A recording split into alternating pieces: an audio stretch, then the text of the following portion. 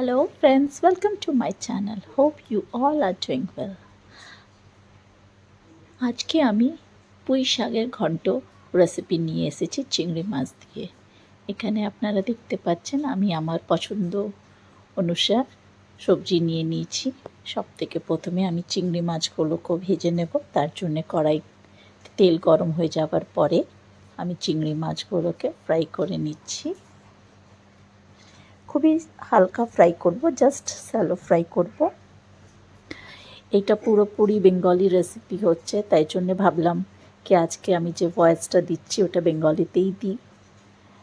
তারপরে আমি ওই তেলের মধ্যেই তেজপাতা, শুকনো লঙ্কা আর 5 ফোড়ঙে দিয়ে দেব।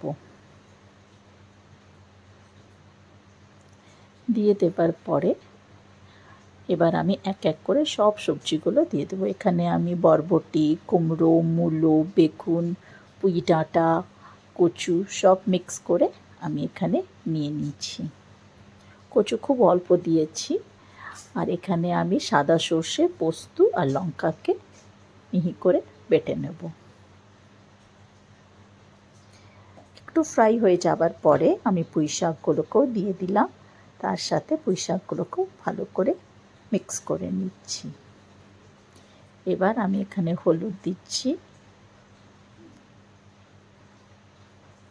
খুবই সিম্পল রেসিপি। এটা আমি কিভাবে বানাচ্ছি তাই জন্য ভাবলাম আপনাদের সাথে এটা শেয়ার করি। এখানে অ্যাকর্ডিং টু টেস্ট আমি নুন দিলাম। ভালো করে মিক্স করে নিচ্ছি। এবার আমি চিংড়ি মাছগুলোকে দিয়েও ভালো করে নেড়ে নেব। মিক্স করে নেবার পরে এবার যে বাটা মশলাটা আমি বেটেছিলাম পোস্ত আর সর্ষে, ওটাকে দিয়েও আমি ভালো করে নেড়ে নিচ্ছি।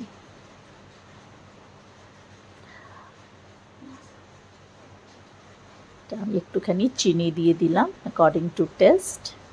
এটা একটু মিষ্টি মিষ্টি হলে বেশি ভালো লাগে। পরে ঢাকা দিয়ে একটু কিছুক্ষণ হতে দিলাম।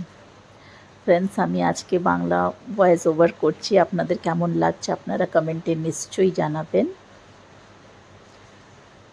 এই যে আমার রেসিপিটা তৈরি হয়ে গেছে চিংড়ি মাছ দিয়ে পুঁই শাকের ঘন্ট। আপনাদের পছন্দ হলে আপনারা এটাকে লাইক, শেয়ার, কমেন্ট করবেন ফ্রেন্ড।